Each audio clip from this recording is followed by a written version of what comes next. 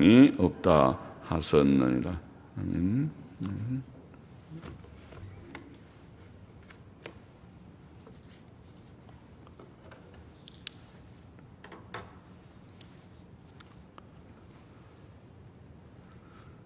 같이 기도하고 말씀 생각하겠습니다.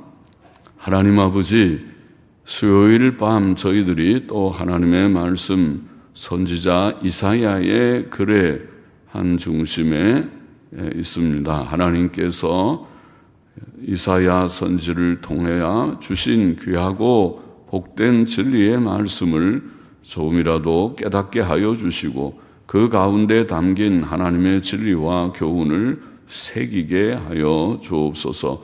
모든 성경은 하나님의 감동으로 된 것으로 교훈과 책망과 바르게 함과 의로 교육하기에 유익하다 말씀하여 주셨사오니 아버지여, 오늘도 저희들이 주의 말씀 앞에 있사오며 말씀을 읽고 조금 부족한 종이 해석하고자 할 때에 하나님의 영, 진리의 영께서 지도하셔서 하나님의 감동 가운데 기록해 하신 본래의 뜻대로, 그 의도대로 하나님의 뜻을, 말씀의 뜻을 바르게 해석하며 그 의도대로 말씀이 모두들에게 생명과 유익이 되게 하여 주시기를 원합니다.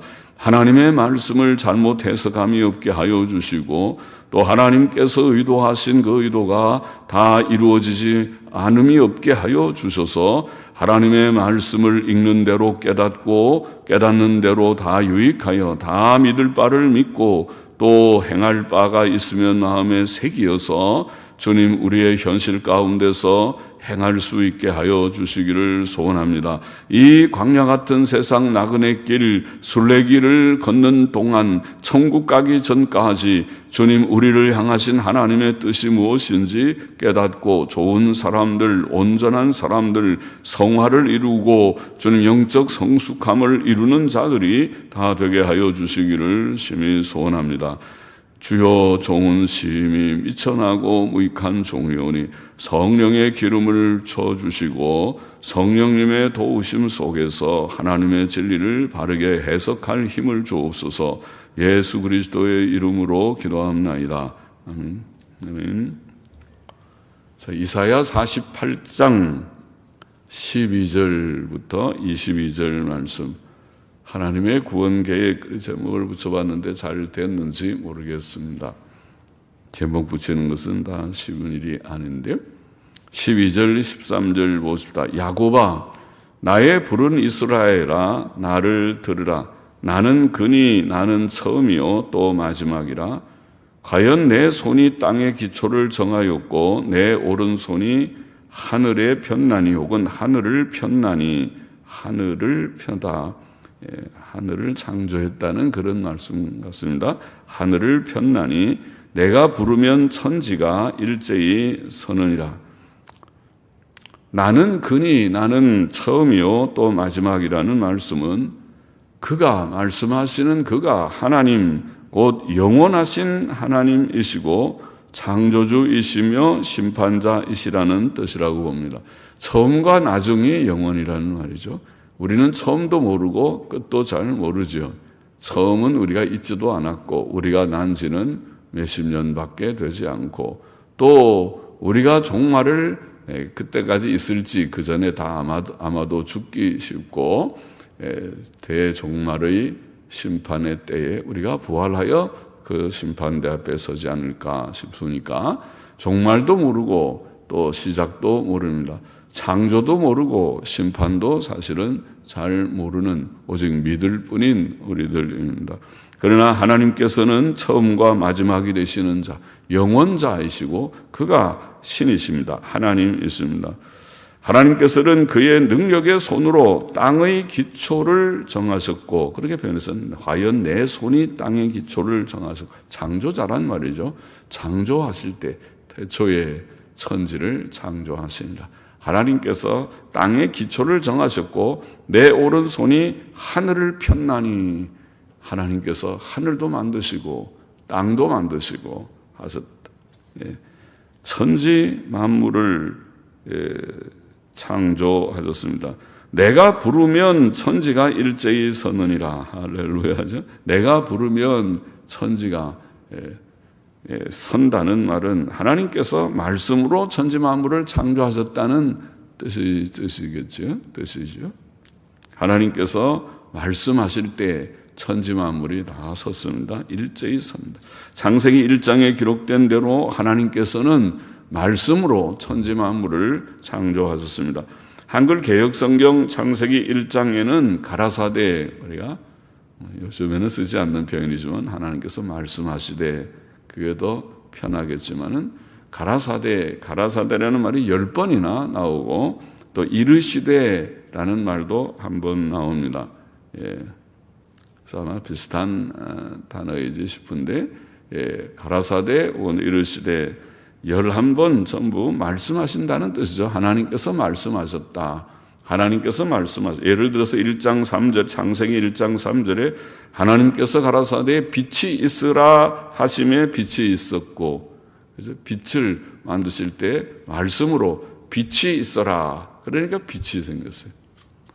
빛이라는 게 참 신기한 건데 하나님께서 말씀하시니까 생겼다.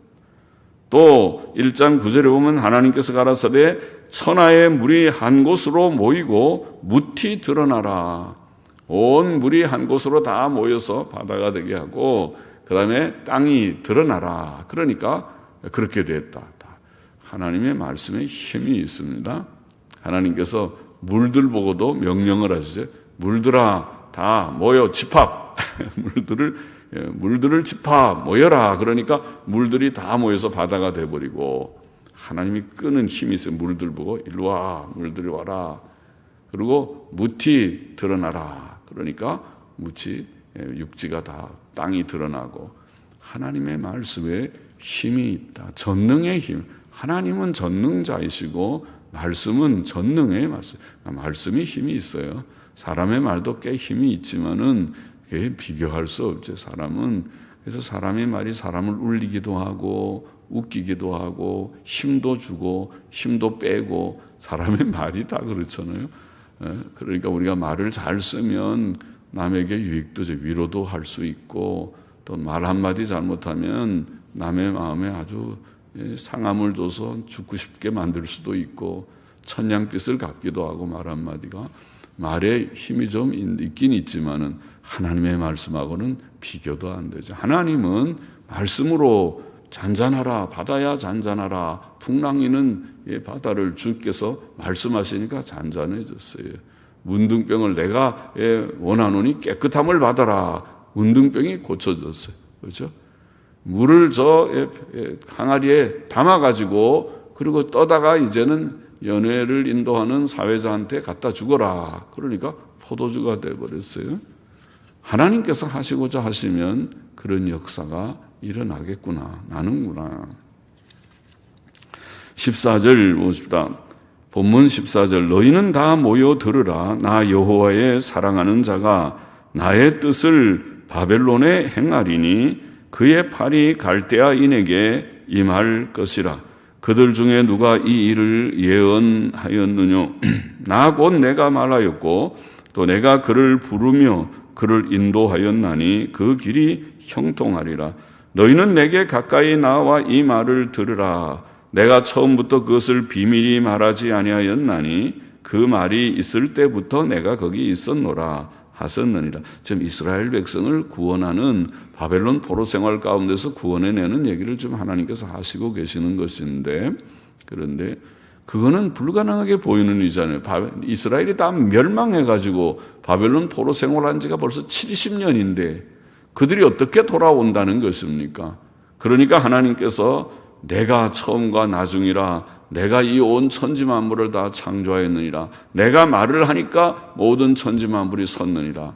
그 말은 하나님께서 이스라엘 백성을 고국으로 보내라 하고 명령하시면은 그 일이 될 듯하죠. 된다는 걸 지금 암시하고 있습니다. 하나님이 뜻하시면, 하나님이 명령하시면은 왕도 고레스 왕에게, 고레스, 네가 이스라엘 백성을 고국으로 돌려보내라. 알았지?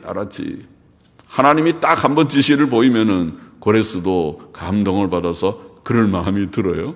하나님께서 하시면은 그 어렵지가 않다. 하나님께서 안 돼 그러면은 안 되고, 하나님께서 돼 그러면은 안 되는 것 같아도 되고 하실 수 있다. 하나님께서 하시겠다. 그래서 이게 처음부터 지금 나의 사랑하는 자를 통해서 나의 뜻을 바벨론에 행하는 것, 내가 처음부터 이거 다 은밀히 말하지 않고 다 말했고, 그 말이 있을 때부터 내가 거기 있었노라. 처음부터 하나님 그 말씀하셨다는 거예요.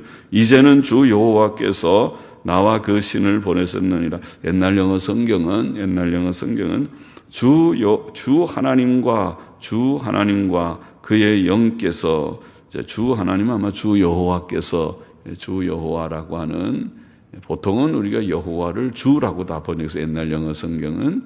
그런데 이제 아도나이라는 말이 같이 나오는 경우가 있어. 아도나이 여호와라는 말을 아도나이 주는 원래 아도나이를 번역하는 말인데, 그런데 여호와를 다 아도나이처럼 주라고 다 번역했기 때문에 아도나이 여호와가 나올 때는 어떻게 번역하느냐? 그 어렵죠. 여호와의 주가 돼버리니까. 그래서 아도나이 여호와라고 히브리어로 나오는 경우에 주 여호와, 그렇게 우리는 여기에 번역하고 그러게 있습니다. 그러니까 주 하나님, 킹제임스에서는 주 하나님이라고 번역하고, 우리는 주 여호와. 그러면 주 여호와와 그의 영께서 나를 보내셨느니라.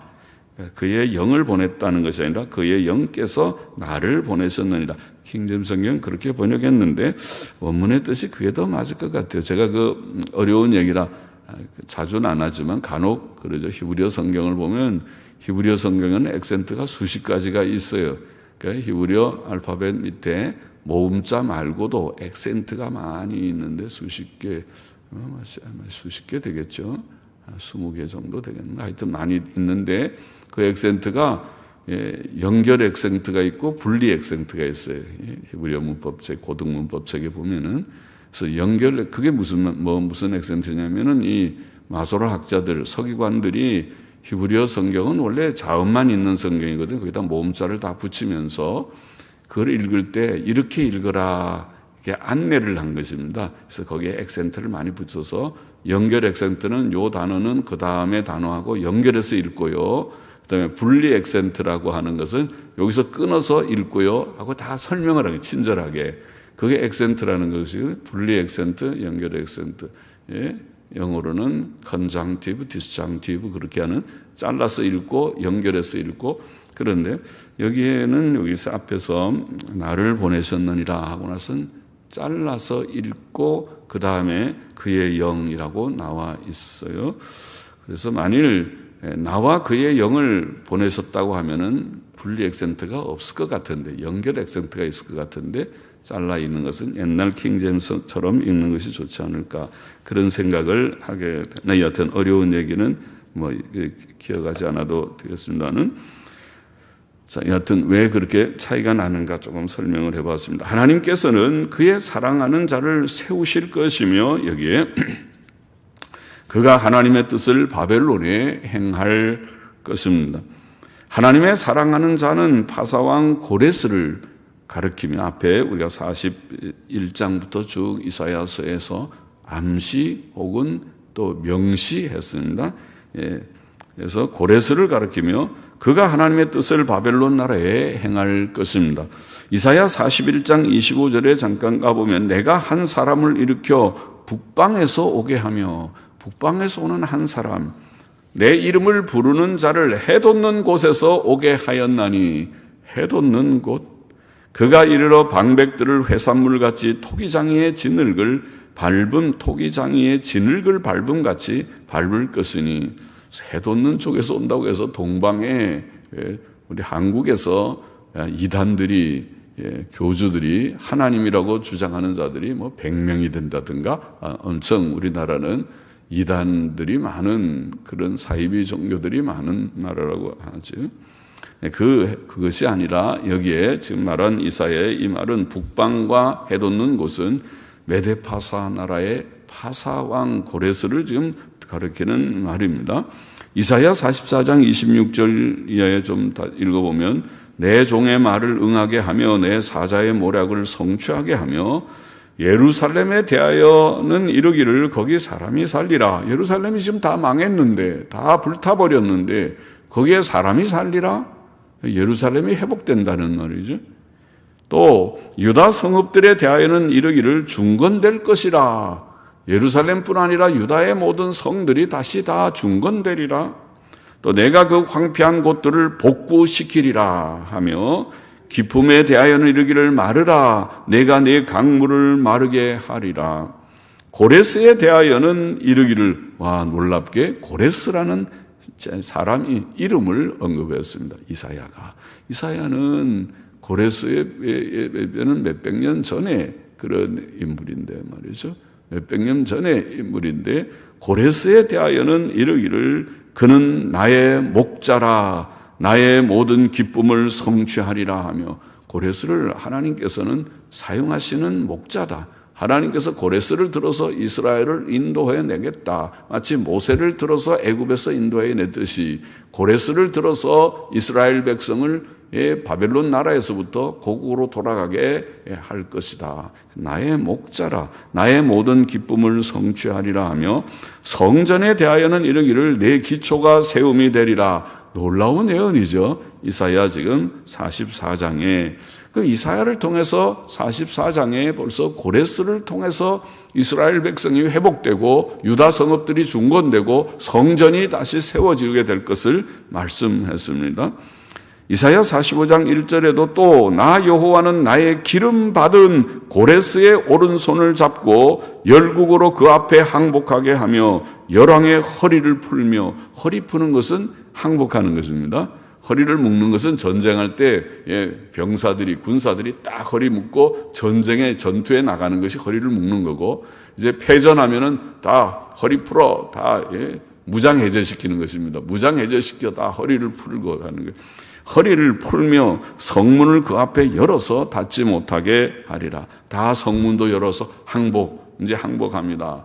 성들 항복 안 할 때는 성문 닫아놓고 공격 못하게 오면은 다 성 위에서 저의 화살을 쏘고 포를 쏘고 하겠죠. 옛날에 무슨 돌로 만든 투석기를 가지고 돌도 쏘고 그러잖아요. 그렇게 하는데 성문을 다 열고 항복하게 될 것이다. 고레스를 하나님이 사용하실 것이다. 이렇게 말씀했습니다. 하나님께서는 이전에도 앞으로 행하실 일을 미리 예언하셨었습니다. 그는 그것을 미리 알리시고 선포하셨었습니다. 그것은 하나님의 하나님 되심과 다른 이가 없음을 증거하신 것입니다. 하나님의 말씀에는 힘이 있으십니다. 그가 말씀하신 일들은 그대로 이루어질 것입니다. 그는 예언하신 대로 고레스를 부르시며 확실히 인도하실 것입니다. 그것이 하나님의 섭리이며 그것은 그의 주권적 행위에 있습니다. 하나님께서 뜻하시면 하시는 것이다. 또 그가 계획하시고 진행하시는 일은 형통할 것입니다. 하나님의 일을 방해하거나 저항할 자는 이 세상에 아무도 없습니다. 그는 성령으로 선지자들을 감동하셔서 자기의 뜻을 선포하며 예언하게 하셨습니다. 이사야도 그 중 하나이었습니다.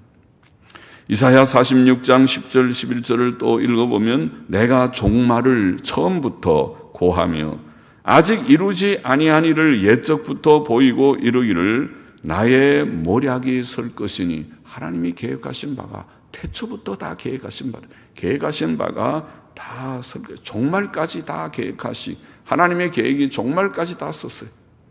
시작부터 끝까지 전지전능하신 하나님이 다 계획하신 바가 이루어져 가는 것이다. 역사는 하나님의 작정과 섭리의 그런 과정입니다. 나의 모략이 설 것이니 내가 나의 모든 기뻐하는 것을 이루리라 하였노라. 내가 동방에서 독수리를 부르며 먼 나라에서 나의 모략을 이룰 사람을 부를 것이라. 지금 그렇게 말해서 또 동방이 나왔습니다. 그러니까 해 뜨는 곳에서, 해 돋는 곳, 동방에서 독수리를, 먼 나라에서 나의 모략을 이룰 사람을 부를 것이라. 고레스를 가르쳤다는 말이죠. 고레스를 내가 말하였은즉 정령 이룰 것이요 경영하였은즉 정령 행하리라. 하나님께서 이스라엘의 구원을, 이스라엘이 바벨론 포로 생활을 끝내고 고국으로 돌아오게 하는 그것이 이스라엘의 구원인데, 지금 이사야가 말하는 구원인데 그것을 이루게 하실 것이다 고 말을 하셨습니다. 17절 보십시다. 너희의 구속자시요 이스라엘의 거룩하신 자이신 여호와께서 가라사대 나는 내게 유익하도록 가르치고 너를 마땅히 행할 길로 인도하는 너의 하나님 여호와라. 슬프다 내가 나의 명령을 듣지 아니하였도다. 만일 들었다면 내 평강이 강과 같았겠고 내 의가 바다 물결 같았을 것이며 내 자손이 모래 같았겠고 내 몸의 소생이 모래알갱이 같아서 그 이름이 내 앞에서 끊어지지 아니하였겠고 없어지지 아니하였으리라 하셨느니라. 참 이스라엘의 실패를 지금 주님께서 지금 말씀하시는 거지만은, 그러나 그 실패의 배면에 지금 하나님이 주셨던 율법의 참 뜻을 말씀하고, 이것은 어느 시대나 아주 중요한 진리고 오늘 우리들에게도 아주 중요한 진리입니다. 오늘도 똑같아요. 아주 비슷해요. 하나님 말씀대로 살아요 하고 암만 얘기를 해도 그 말씀대로 살지 않는 사람이 허다한 그런 시대가 아닙니까? 교회 안에도 성도들 안에도 특별히 성도들의 자녀들에게도 보면은 말씀대로 바로 살아요 그래도 귀 막고 사는 사람들이 많은 그런 시대라고 보입니다. 여기에 하나님께서는 율법은 하나님의 백성이 마땅히 행할 바이며 그들의 유익을 위한 것이라고 분명하게 말씀하고 있습니다. 그렇죠? 슬프다 내가 나의 명령을 듣지 아니하였도다. 그 전에 나는 내게 유익하도록 가르치고 너를 마땅히 행할 길로 인도하는 너희 하나님 여호와라. 슬프다 내가 나의 명령을 듣지 아니하였도다. 만일 들었다면 내 평강이 강과 같았겠고 내 의가 바다 물결 같고 내 자손이 모래같이 많았을 터인데, 아주 번창하고 복되겠죠. 그 국가가, 민족이. 그러나 지금 이스라엘의 형편은 어떻습니까? 하나님 명령 어기고 듣지 않으니까 망해가지고 다 포로로 잡혀가고 자녀들도 다 이제 죽고 많은 사람이 죽고 이스라엘의 인구가 감소하고 자손들을 대를 이을 자들이 소수가 되고 한 형편이 아닙니까? 자손이 번성하고 그들이 평안이 강물과 같이 넘치고, 그거 아니에요. 지금 아닌 거거든요. 하나님께서는 율법이 무엇인지, 율법은 인생이 마땅히 행할 바요, 또 그들의 유익을 위하여 주신 그런 법이라는 것을 분명하게 말씀합니다. 이 말씀은 신명기 10장 12절 13절의 말씀을 반복하신 것과 같죠. 그 말씀에 뭐라고 그랬습니까? 신명기 10장에 보면 이스라엘아 내 하나님 여호와께서 네게 요구하시는 것이 무엇이냐? 곧 내 하나님 여호와를 경외하여 그 모든 도를 행하고 그를 사랑하며 마음을 다하고 성품을 다하여 내 하나님 여호와를 섬기고 내가 오늘날, 그 다음에 뭐라 그러죠? 내 행복을 위하여 내게 명하는 여호와의 명령과 규례를 지킬 것이 아니냐. 율법은요 사람의 행복을 위하여 주신 것이다, 그렇게 말씀했어요. 율법의 요지를, 율법의 핵심을 말씀하면서 하나님이 너희에게 뭘 요구하시느냐, 그 요점 정리를 하듯이 율법에 많은 모세오경의 말씀이 많지만 그를 요약하듯이 요점을 말하기를 곧 내 하나님 여호와를 경외하고 하나님의 도를, 모든 도를 행하고 하나님을 사랑하고 마음을 다하고 성품을 다하여 하나님 섬기고 또 내가 오늘날 내 행복을 위하여 명하는 여호와의 명령과 규례를 지키는 것이다. 그 사실은 반복된 얘기지만 하나님 경외 속에 명령을 다 지키는 것, 하나님 사랑하고 섬기는 것 다 들어있지만은 그렇게 반복했지만 그 요점을 그렇게 말씀해서, 그러나 이스라엘 백성은 하나님의 명령을 듣지 않았던 것입니다. 오늘 본문에 슬프다 내가 나의 명령을 듣지 아니하였도다. 이스라엘만 그렇습니까? 구약교회만 그렇습니까? 오늘 신약교회는 잘 듣고 있습니까? 여러분과 여러분의 자녀들은 잘 듣습니까? 이상이 없습니까? 여러분은 영적 생활, 신앙 생활에 문제가 없습니까?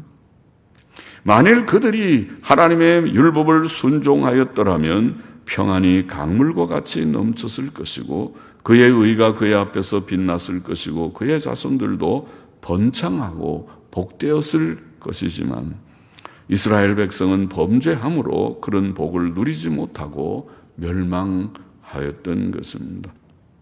20절 보십시다. 너희는 바벨론에서 나와서 갈대아인을 피하고 이렇게 이스라엘이 멸망했는데 하나님의 지금 말씀하시는 것은 구원에 대한 말씀이잖아요. 회복에 대한 말씀이에요. 이스라엘을 돌아오게 하는데 하나님이 한 인물을 세우실 것이다. 고레스라고 하는 왕을 세워서 그들을 회복케 하실 것이라는 그런 은혜의 메시지를 좀 주시고 있는 거죠. 너희는 바벨론에서 나온다는 말을 하고 있습니다. 갈대아인을 피하고 즐거운 소리로 이제는 슬퍼서 울지 말고 낙심 후회하고 한숨 쉬고 그러지 말고 즐거운 소리로 이를 선포하여 들리며 땅끝까지 반포하여 이르기를 기쁘게 증거하고 온 세상 땅끝까지 선포하라 전파하라.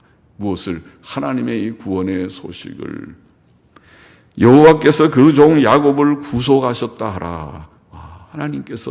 여호와 하나님께서 이스라엘 백성, 야곱 백성, 죄 많은 백성, 실수와 실패가 많은 백성을 사랑하시고 버리지 아니하시고 구속하셨다, 구원하셨다고 하라고, 그거를 전하라고 했습니다.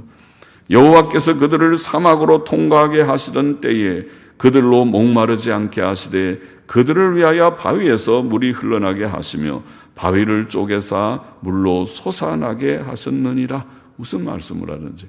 하나님의 구원의 일은, 사실은 성경이 말하는 구원의 일은 크게 지금 이스라엘의 역사에서 두 가지가 아닙니까? 지금 이게 바벨론에서 돌아오는 그 큰 구원이니까 지금 말하고 있지만은 이거보다 더 사실 큰 구원이 있었습니다. 그것이 애굽에서 그들이 나왔던 구원이죠. 출애굽 사건이죠. 그것은 430년 애굽에 살면서 오랫동안 애굽의 종살이와 같은 그런 노예 상태에 있었던 그들이 애굽에서 나오는 것은 그것도 불가능한 일이었습니다. 70년 바벨론 포로 생활보다 더하면 더했지 못하지 않는 것이죠. 70년 포로 생활도 다 망했으니까 나라의 회복 불가능해. 안 돼. 이제 우리가 지도자들도 다 없고 다 죽었잖아. 종교가 무너지고 성전도 무너지고 우리가 누가 지금 여기서 이 이스라엘 백성을 모아가지고 가자, 우리 고국으로 가자 그런다고 보내줄 왕도 없거니와 누가 나서서 가자고 할 사람도 없어. 안 돼. 이건 안 돼. 라고 생각되는 형편이지만은 하나님께서 하실 것이라는 거고, 옛날 애굽에서 나올 때도 마찬가지잖아요. 430년 종살이를 했는데 그걸 누가 나서가지고 종들이 공부나 했겠습니까? 오늘말로 리더십이 있습니까? 지도력이 있어서 여러분 갑시다. 우리가 고국으로 돌아가야 됩니다. 너무 오랫동안 애굽에서 있었습니다. 할 사람이 아무도 없어요. 다 노예니까 그저 하루하루 그저 살고 수고롭고 땀 흘리고 피곤해서 지쳐있는 하루하루의 생활 속에 누가 나서서, 똑똑한 사람도 아무도 없고 나설 사람도 없는 그때에 하나님께서 하시고자 하시니까 하나님께서 기이하게 모세를 애굽에 궁중교육을 시키고 40년 동안 거기서 그 바로의 공주의 아들로 성장하게 하시고, 또 40년은 저 미디안 광야 가서 양치기 하면서 아주 혹독한 단련을 시키고, 그래서 80세가 돼서 모세야 가서 네 백성을 가서 이끌어내고, 제가 뭔데 갑니까? 제가 무엇이 간데 가서 이 이스라엘 백성에게 가자 그런다고 그들이 제 말을 듣겠습니까? 못 갑니다. 가라. 내가 너와 함께하마. 가라. 그래서 이끌어낸, 바로가 금방 말을 듣지 않으니까 10가지 재앙을 내려서 꺾어서, 안 꺾어, 너가 안 보내, 내 백성을 보내라. 내 백성을 안 보내라. 안 보내느냐? 그러면 재앙을 내린다. 내 백성을 보내라. 10번이나 재앙을 내려서 그 다음에 바로가 항복하기 전엔 다 망했다. 애굽 망했다. 가라. 보내고 나서도 그 다음에 뒤쫓아갔지 않았어요? 내가 정신없지 왜 보냈을까? 그 큰 손해인데 저것들 내가 가만 안 놔둔다. 다 쫓아가서 잡아오리라. 그러고 쫓아갔지 않았습니까? 그러다가 다 홍해에 빠져 죽었지만은 바로도 그 장관들도 다 죽었다고 보면 바로도 그때 죽었다고 보입니다. 성경을 자세히 읽으면 바로도 친히 이끌고 갔다고 보입니다. 그러니까 그 사건을 여기에 지금 말씀하고 있어요. 여호와께서 그들을 사막으로 통과하게 하시던 때에 그들로 목마르지 않게 하시고 물이 없어서 물을 달라, 우리에게 물을 달라고 그들이 아우성이고 데모하지 않았어요. 모세를 향해서 대항할 때 하나님께서 모세에게 반석을 치라 혹은 반석을 명령하라. 반석에서 큰 바위덩어리에서 갑자기 거기서 샘이 터져서 물이 흐르는데 졸졸졸졸 그런 물이 아니고 그래갖고야 60만 혹은 200만 300만 명의 사람이 어디 가서 그걸 물을 마시겠습니까? 콸콸콸콸 터져나오는 그런 시냇물과 같은 물이 흘러넘치는 신기한 것을 경험하지 않았습니까? 그 백성이, 목마르던 백성이, 그 광야에서, 물이 없는 광야에서 목마르던 백성이, 신명기 8장 15절에 보면 너를 인도하여 그 광대하고 위험한 광야, 곧 불뱀과 전갈이 있고 물이 없는 간조한 땅을, 물이 없는 땅이라고 했습니다. 물이 없는 간조한, 건조한 땅을 지나게 하셨으며 또 너를 위하여 물을 굳은 반석에서 내셨으며 물이 없는 땅, 광야 같은 땅, 사막과 같은 땅을 통과할 때에 너를 위하여 물을 굳은 반석에서 내셨다. 딱딱한 돌이 터져서 거기서 물이 콸콸콸콸 흘러넘쳐서 그래서 이스라엘 백성이 목을 축일 수 있는 그런 풍성한 물이 되게 하셨다. 이와 같이 그들이 바벨론으로부터 구원을 얻을 때에도 그러할 것이다. 이것이 실제든 상징이든 그럴 것이라고 표현하고 있습니다. 그들은 바벨론으로부터의 그 구원을 경험하고 즐거이 외치고 증거하고 땅끝까지 전파할 것이다. 22절 봅시다. 여호와께서 말씀하시되 악인에게는 평강이 없다 하셨느니라. 악인들에게는 평강이 없다. 지금 하나님께서 이스라엘을 구원하시는 것은 하나님의 긍휼과 은혜로 심령의 변화가 일어나서 회복의 은혜, 회개하고 변화될 때에 이런 모든 역사가 일어나지 그들이 악하게 사는데도 이런 구원의 역사가 일어나지는 않을 것입니다. 회개가 전제될 것입니다. 악인에게는 평강이 없다. 로마서 3장 16절 17절을 보면 파멸과 고생이 그 길에 있어 평강의 길을 알지 못하였다. 죄인들을 향해서 말씀한 거죠. 죄인들은 파멸과 고생이 그 길에 있고 평강의 길을 알죠. 평안을 알지 못하는 자들이다. 악인들에게는 수고로움만 있습니다. 죄인들은 수고하고 무거운 짐진 자들이라고 주께서 말씀하신 대로입니다. 그들은 심리적으로 우울하고 슬프고 불안하고 그것이 악인들, 악한 세상의 현실입니다.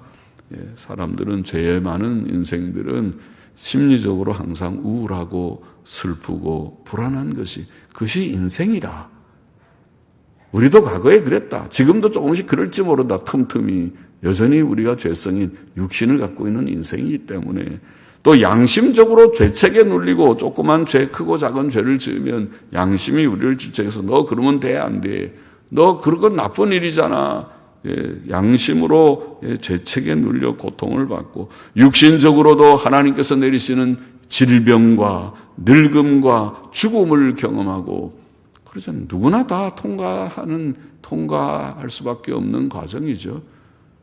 병 한 번 안 걸려본 사람 없고 지금도 병 하나쯤 없는 사람 없고 나이가 들면은 혈압이나 콜레스테롤이나 당뇨나 조심조심해야 되고 관절염 안 아픈 데가 없고 눈 아프고 귀 아프고 다 간이 약하고 뭐가 폐가 약하고 다 약하다가 그러다 어느 날 누워서 좀 고생하다가 돌아가셨다, 소천하셨다 그런 말 보통 하잖아요.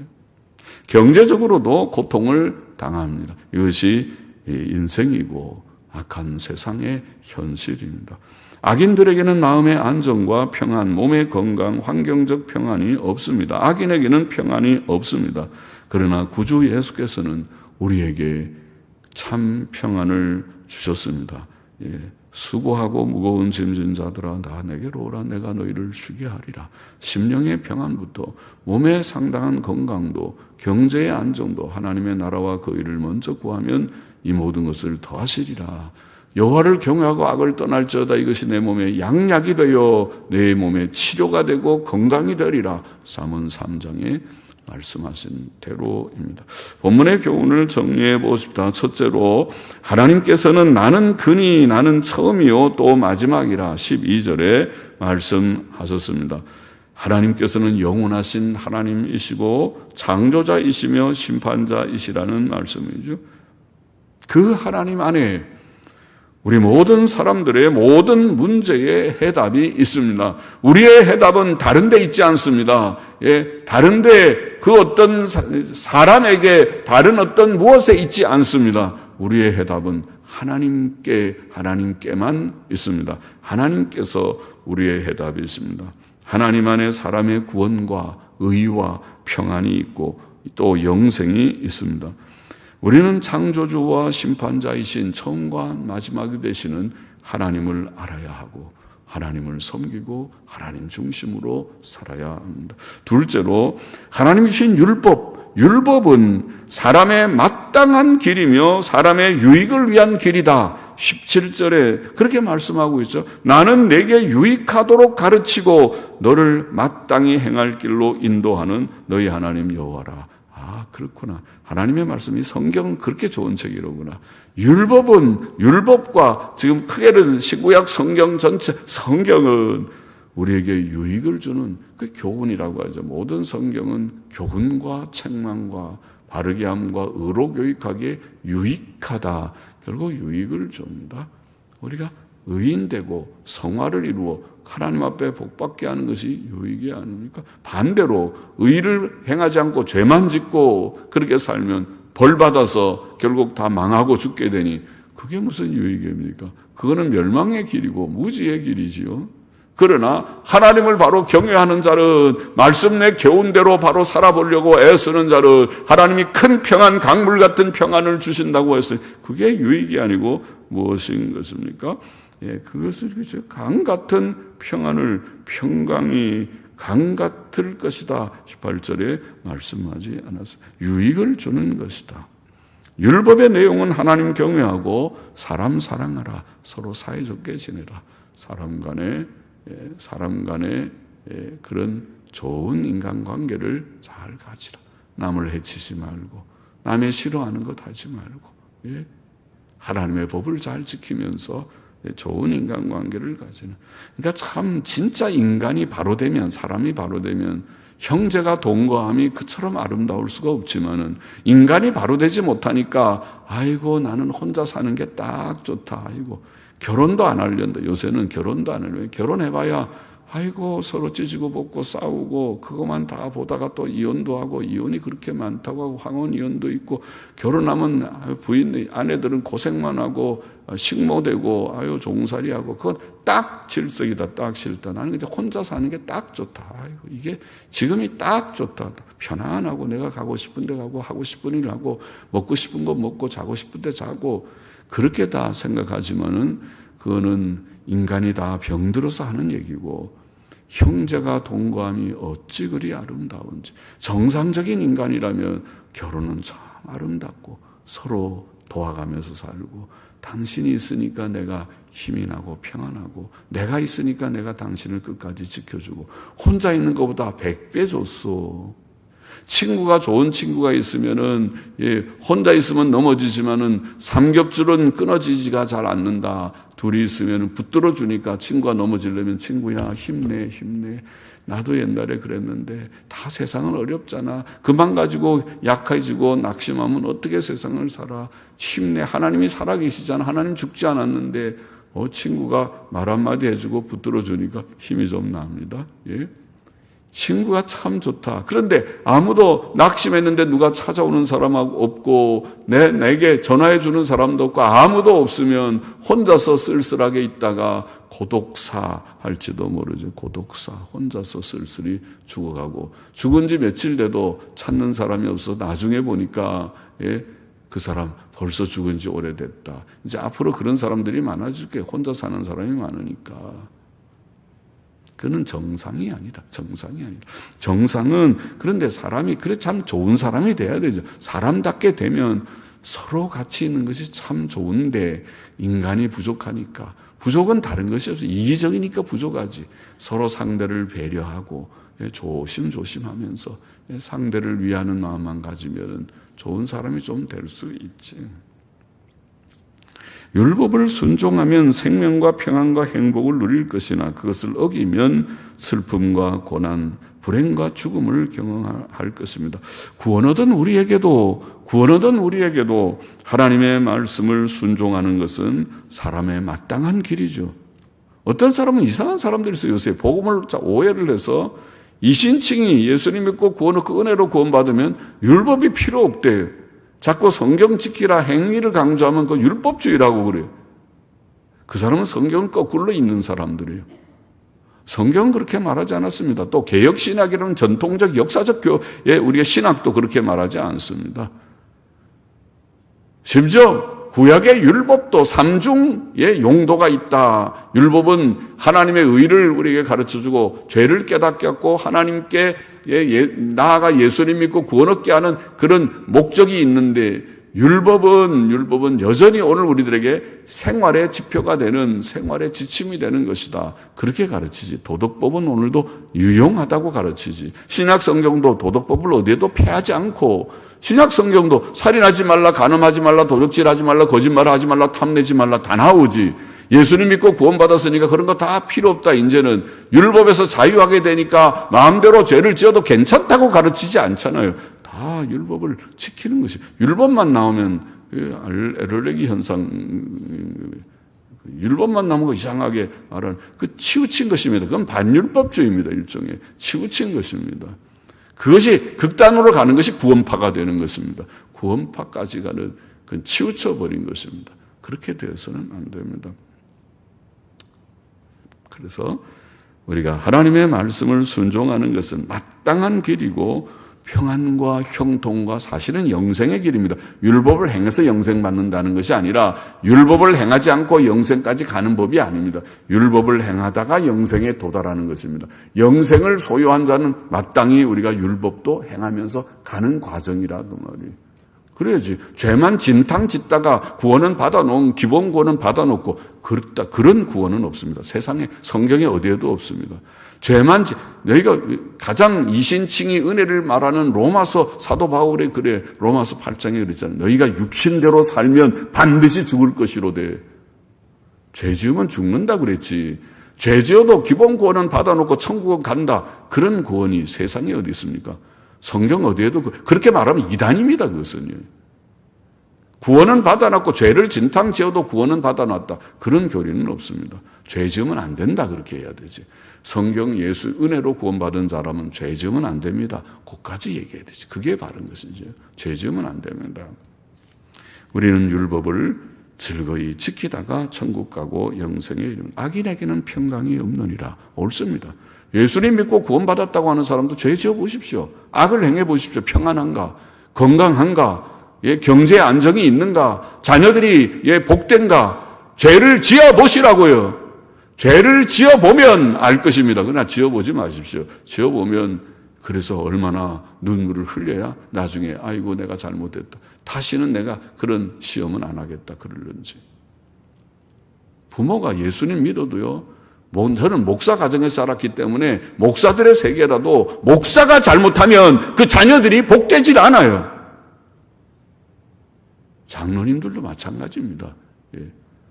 직분 잘하면 그냥 자동적으로 복 받는 거 아니에요. 부모가 잘못하면 자녀들이 복되지 않는다고요.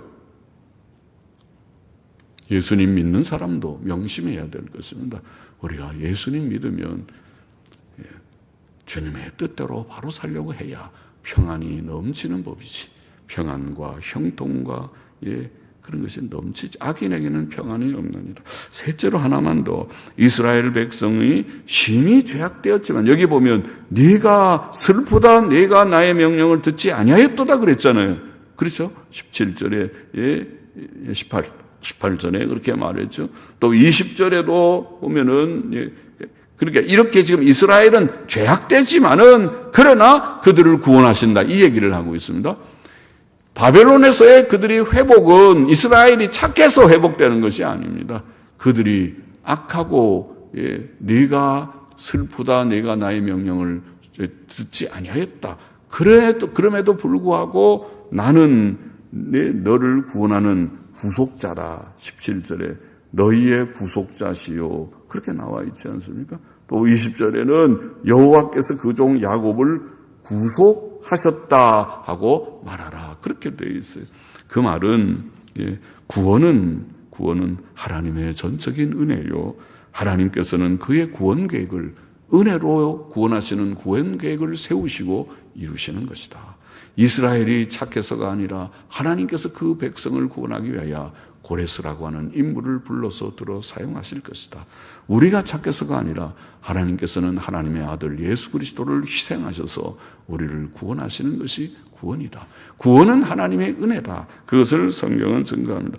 우리가 비록 부족한 자이지만은, 우리가 실패자와 같고 깨진 그릇과 같은 우리들이지만은 하나님의 은혜로 구원하시는 것이 구원입니다. 하나님의 은혜로 우리가 구원을 얻었습니다. 그래서 이제 이 구원의 은혜를 깨닫는 우리는, 주님 감사합니다, 이제는 주의 뜻대로 좀 열심히 살아보겠습니다, 그렇게 되는 거예요. 우리가 구원받은 다음에 이제는 내가 마음대로 살아도 된다. 자유 랄랄룰루, 내 마음대로 자유롭게 내가 살다가 멋있게 즐기다가 천국은 받아놓고 그렇게 간다. 그런 그 구원이 아니고, 그런 엉터리 구원이 아니고, 구원은 진지하게, 오 주님, 나 같은 죄인을 구원하셨으니 내가 어떻게 주님을 위하여 살다 가리이까, 가르쳐 주옵소서.